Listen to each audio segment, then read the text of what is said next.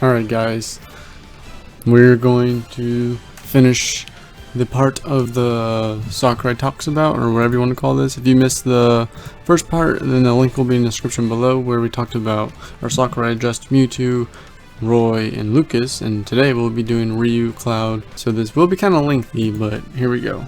Hopefully this is better than last time.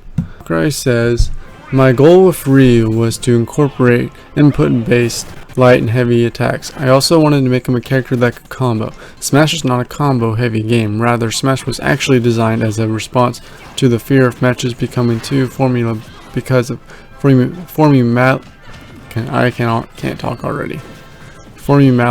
because of combos. However, I think the fun of 2D fighting games is inherently connected to pulling off consecutive hits. So I made it possible to string together combos in Smash 2. The length of the button press allows players to alternate between light and heavy attacks. A system inspired by a little old game called Street Fighter.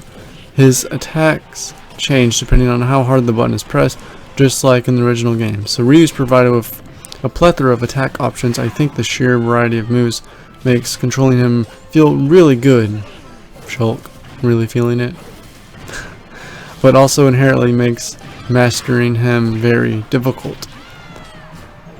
The guy who's asking questions says, "You even included command inputs in Smash." Sakurai says that the disparity between attacks performed normally and those performed using command inputs actually quite substantial. For example, Shoryuken naturally maintains its invincibility in both versions, but its speed and landing lag differ. Using the command input, special moves always proves advantage. My gosh, can't talk today. Advantages even in the smallest way, since entering the command input itself takes several frames. We had to balance that out, adding something beneficial. Truth be told, I felt exaggerating the difference between the command input specials and the normal special moves even more would have made for a more interesting experience, but I ultimately didn't do it. Interviewer says, "How come?" If I had gone too far, the character might have felt too weak to someone unable to efficiently perform the command inputs. That reminds me, Yoko Shirimura, the composer for Ryu's theme, bragged to me, "Even I can perform a Shoryuken." The interviewer asked, "There were people in the additional department saying the same thing." Sakurai says, "Honestly, Ryu has remade the pre-existing Smash system. For example, when entering the command input for Taxamaxi, can't say that. His side B, basically his kick. The character turns around. It was sensational for us to make sure that the program accurately recognized the command input, even though it begins while Ryu is turned around. It was quite a struggle since it turned around. Since the command inputs are a completely foreign concept to Smash, and we had to completely redesign the system." The interviewer says, "You say it was quite a struggle, but you wanted to implement it, didn't you?" Sakurai says, "Ryu wouldn't be the same without command inputs. Also, I was very particular about his animations. I essentially based Ryu's motions off his Street Fighter 2, but creating the full animations required more work. For example, when Ryu punches, his extended arm pose is the same, but the animations for extending and retracting his arm were brought to life using animation know-how we've amassed making Smash." The interviewer says, "Why did Ryu become the first Smash character to have two final smashes?" Sakurai says, "Personally, I feel Shinryuken is the only real option. It just feels so exhilarating. On the other hand, it feels far less exhilarating when the attack doesn't connect. After you fought tooth and nail for the Smash Ball, even unleashing the ultimate attack feels like a real letdown when it just gazes the opponent. Thus, I decided to include the Shin Hadoken to provide a little more flexibility in Street Fighter series. Players can pick special moves to match their own personal playstyle, so I thought it would be a good match." Okay, onward to Cloud, probably what everyone wants to hear. Final Fantasy VII has never been released on a Nintendo console, so how did Cloud end up appearing in Smash? Sakurai says, "Final Fantasy is one of the few uniquely Japanese game series revered by players around the world. I think fans across the globe have hoped a character from one of those series would appear in Smash, so it was only a matter of time, and at the same time there are only so many big name titles we can work with at this point, mainly because we've converted most of those bases aside from the major globally recognized franchises already featured in Smash. There really aren't that many left. That's true. No other franchise comes to mind. Sakuria says exactly. And within the Final Fantasy franchise, Cloud is without a question the most popular choice. A number of people fixate on the fact his original game was never released on a Nintendo console, but if we were to limit our choices to characters who appear on a Nintendo console, we'd end up with Bartz from Final Fantasy V, I think that's what it is, or Onion Knight from Final Fantasy III. How would that work? Maybe they could change jobs or something. Actually, that would be kind of interesting.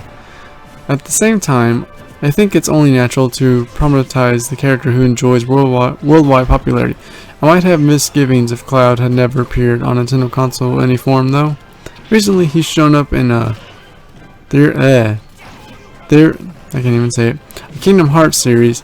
He's even branching out to PS4 now with the Final Fantasy VII Remake. Which is why I think we should forget about console wars and focus on what's really important. Enjoy the games themselves. An interviewer says, on that note, can you tell us how you approach the creation of Cloud in Smash? Sakuria says the biggest problem was Cloud is simply too strong. So Sakuria says Cloud is really strong. The boost... Oh, what's going on with the freaking... sorry about that, guys. Okay, where were we? Where was I? Oh, too strong. He boosts long reach, plenty of power, and considerable speed.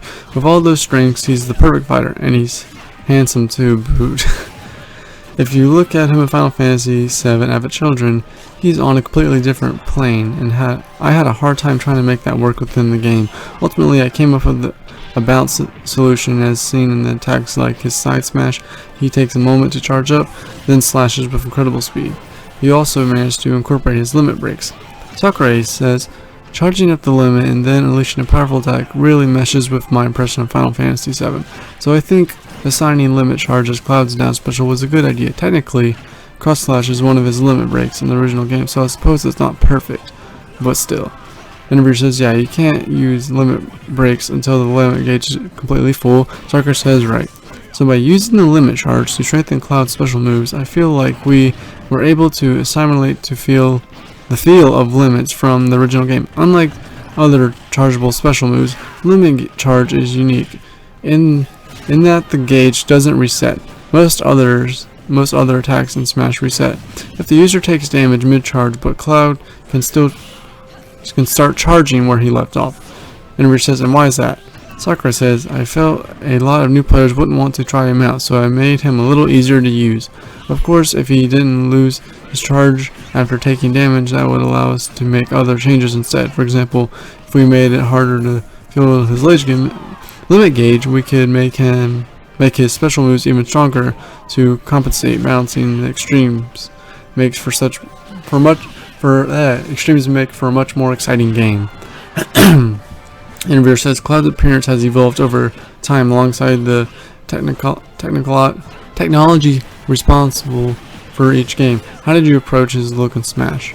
Sakuria says Cloud's recent appearance have gradually become more photorealistic, but Smash isn't like that. When you look at all the characters side by side, none of them should feel out of place.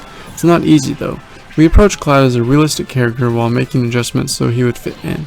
In that sense, Cloud's Smash appearance might come off as slightly comical. By the way, we based his look off his appearance in cannot speak, I'm so sorry guys. Dissidia Final Fantasy on the PSP. The interviewer says, did you reference the animations as well? Sakuria says no. Aside from the special moves like cross slash, I came up with all of his movements from scratch. Well, in Final Fantasy VII, there's a sequence where he flies along the ground instead of running, but that's the only thing we incorporate into Cloud's animation. Oh, that's why he flies.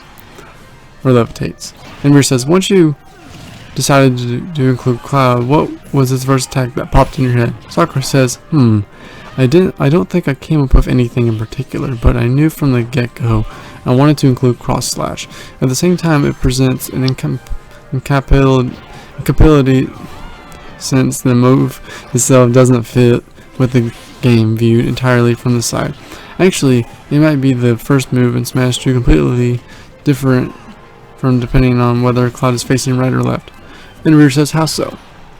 Sakuria says, but put simply, we had to make sure Cloud properly slashes out the character X, or regardless of which side he's facing. The hitboxes are completely different.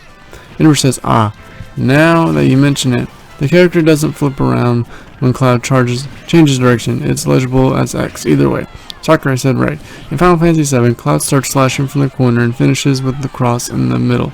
But in Smash, we'd had him draw it the correct way, start with the cross, then finish with the outline.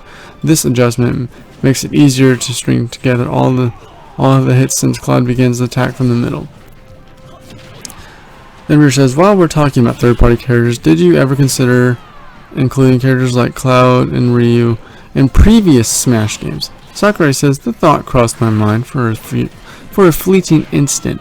I wonder how I can make that work, but I quickly dismissed the idea.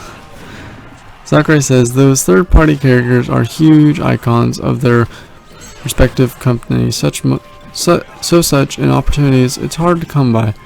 That being said, now that Smash has grown into a well-known franchise, the creators recognize the merits of allowing us to use their creators, so neglections have tended to go rather smoothly. Or negligations, my bad. Nevertheless, it's so impressive you're able to bring Cloud into Smash. Sakurai says, I'm pretty impressed myself. Let's see. Limmer says, did Square Enix make any request? Sakurai says they supervise the development, providing detailed feedback and the harsh criticism, but they didn't make much in the way of requests. We have our own format for designing content in Smash, and they were gracious enough to grant us considerable freedom when devising Cloud's attack animations and special moves. Limmer says, what was the voice recording process like? Sakurai says, Cloud's voice actor, Tako Sakurai. So we talked about how we had the same last name. I paid special attention to the intensity of his lines. Cloud is fundamentally a detached character, but it would make for a pretty boring battle if he was too dispassionate. During the recording session, I spoke with a sound director for Final Fantasy series. My concept of what Cloud would do and say completely matched theirs, so I think Cloud's lines turned out perfect. Ember says, still, Ryu and Cloud crossing over into Smash will surely be a smash hit with longtime gamers. You really know how to make people happy.